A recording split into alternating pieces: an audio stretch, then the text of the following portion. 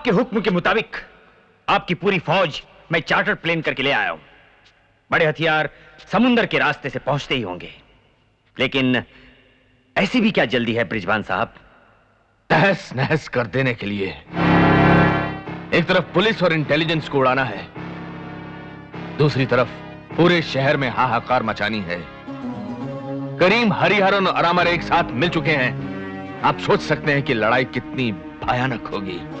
फिर देर किस बात की है? देर है पुराने हिसाब किताब चुकता करने के लिए। देर है उस अमर के बच्चे को फांसी के फंदे तक लटका देने के लिए। देर है इश्क में खाए हुए जख्मों को सीने के लिए। और देर है उन दो नामुराद हिंदुओं और मुसलमानों की अर्थी और जनाजा एक साथ उठा देने के लिए। आपकी बात आप ही जाने।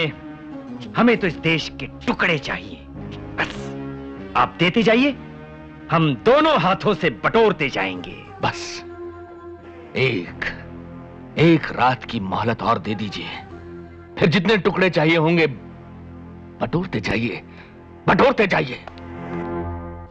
रोक लो भैया, किसी तरह इस फांसी को रोक लो। माँ कहीं से शहर लेकर आई है, छोटू भी उनके साथ आत्महत्या करने को तैयार हो गया है। मुझे किसके सहारे छोड़कर जा रहे हो? जब लोग तुम्हारी बहन के बदन को जबरदस्ती नोचेंगे तो क्या तुम्हारी आत्मा को शांति मिलेगी? मेरी बहन, मेरी बिटिया, मुझे इतना मजबूर मत कर कि मैं सारी दुनिया को आग लगा दूं। तो मुझे आग लगा दो ना, अपने हाथों से मेरा गला घोट दो। इससे तो तुम्हारे पास को 4 चांद लग जाएंगे ना। घोटते क्यों नहीं मेरा गला? उठाते क्यों नहीं अपनी बहन की डोली? इससे तो तुम्हारे पास को... मुन्नी, मुन्नी, मुन्नी, जेलर, कमिश्नर साहब को जल्दी बुलाओ, वरना तुम्हारी इस जेल को ताश के पत्तों की तरह गिरा दूंगा मैं। बुलाओ रे। ये लो, पढ़ लो इसे। तुम्हारा ब्लैक वारंट, कल सुबह तुम्हें फांसी लगा दी जाएगी। मैंने तुमसे कहा था शफी अंकल को बुलाओ, मैं उनसे मिलना चाहता हूं। उसके जवाब में ये ब्लैक वारंट लाओ। ले ला इसे। तेरी ये मजाल कि तू ब्लैक वारंट मेरे मुंह पे मारे। मारो साले को, इतना मारो कि हड्डी पसली एक हो जाए। हाँ लो, मारो मारो मारो और मारो।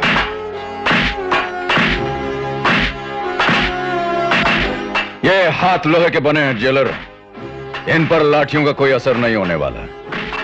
मेरे लिए तुम्हारा ये जेल ताश का घर है, और ये लोहे की सलाखें अमर के लिए मोम की सलाखें। ये देख।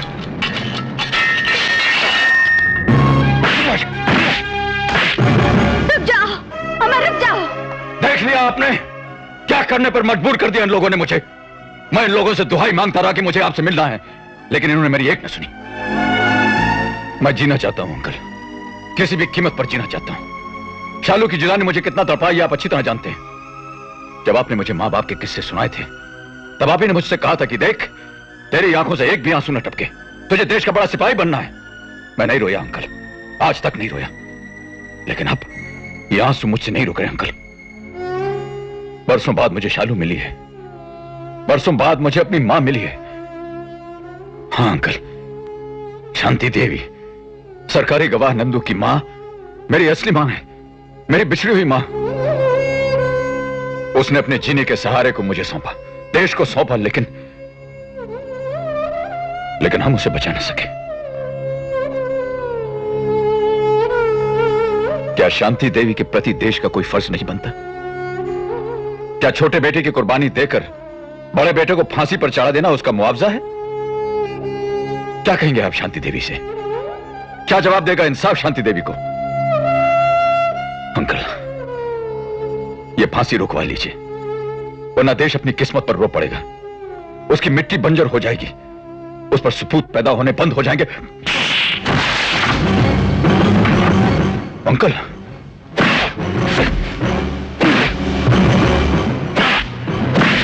रुक जाइए अंकल। हट जा शालू, ये मुझसे मेरी परवरिश करने का कर्ज ले रहे हैं। लीजिए।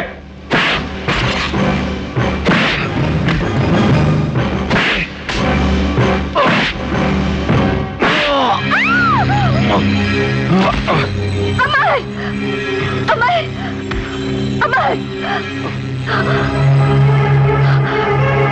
अपना कर्ज वसूलने वाले, अरे ठोकर चाटने वाले, पहले मेरा कर्ज तो चुका दे।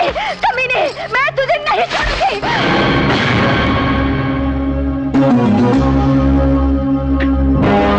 ब्रिजपाल, तुम?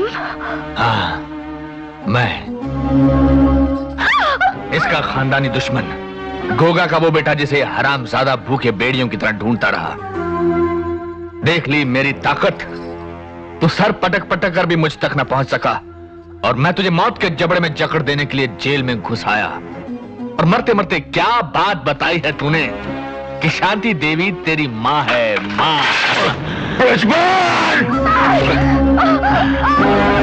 बदला लेने का असली मजा तो अब आएगा मेरे बाप के कातिल। तेरी माँ शांति देवी के साथ, तेरे खानदान के नामलेवा छोटू के साथ और मुन्नी लड़की के साथ मैं कैसा वैश्याना खेल खेलता हूँ ये चंपा बाई अच्छी तरह जानती है। मैं जा रहा हूँ, आज रात ही सब कुछ पूरा कर दूंगा। मुझे मेरा वादा अच्छी तरह याद है, कल सुबह तेरी लाश पर कफन बांधने जरूर आऊंगा। चल चंपा बाई चल।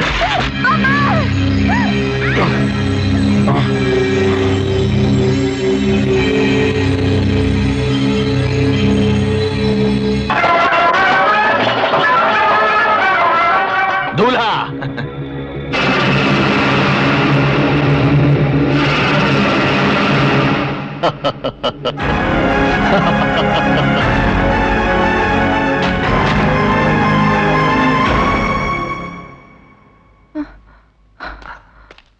आइए आइए शांति देवी, आइए आइए।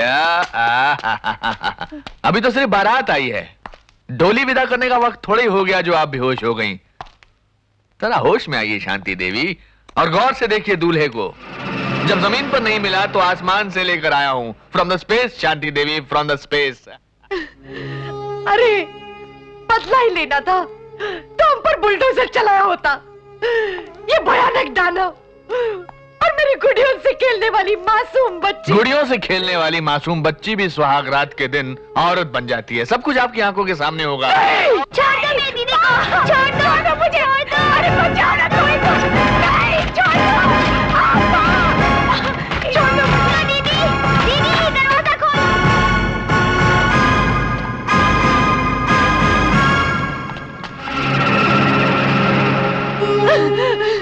कोई तो आ गया हो, कोई तो आ जाओ, मेरी बच्ची को बचा लो। अरे ये मेरी ही नहीं, तुम सबकी बच्ची है, तुम सबकी बच्ची है बस्ती वालों। कोई तो हिम्मत करके आ जाओ और इस पापी का सर कुचल डालो। इसके पापों का घड़ा भर गया है।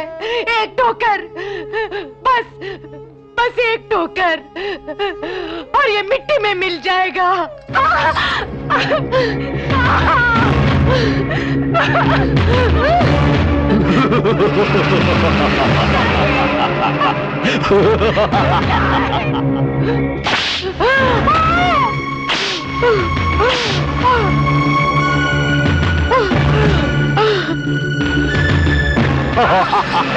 छोड़ो मुझे, नहीं छोड़ो मुझे, छोड़ो मुझे, छोड़ो,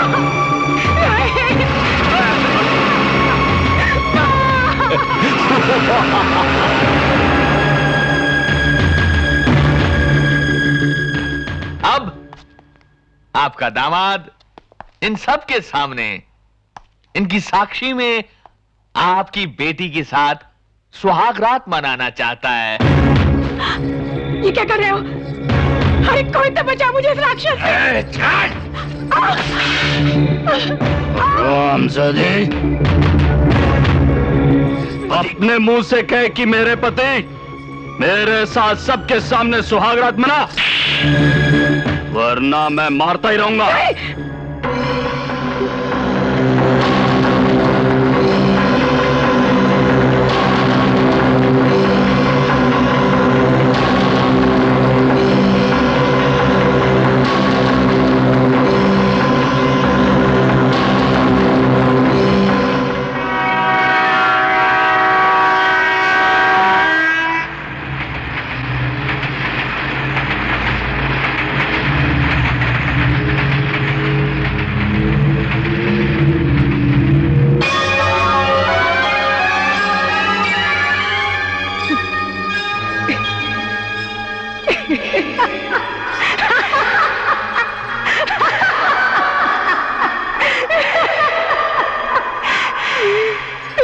पति है मेरे साथ सुहागरात मनाएगा।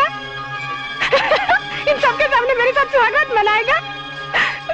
मेरा पति मेरे साथ सुहागरात मनाएगा आप सब लोगों के सामने। मैं सुहागन हूँ, मेरा पति ये है, मेरा पति मेरा परमेश्वर है, मेरा पति राक्षस नहीं है। क्या हुआ शांति देवी, आपने चीखना चिल्लाना बिल्कुल बंद कर दिया? हाँ, शायद सुन ली आपकी किसी ने पुकार। हाँ? अगर भगवान है तो जरूर सुन ली होगी, जरूर सुन ली होगी।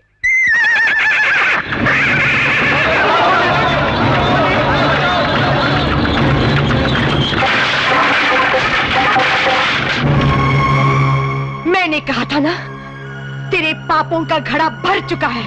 देख, एक की जगह दो दो ठोकर मारने वाले आ गए। देख, भून डालो इन हरामजादों को। ज्ञानी हर हर महादेव।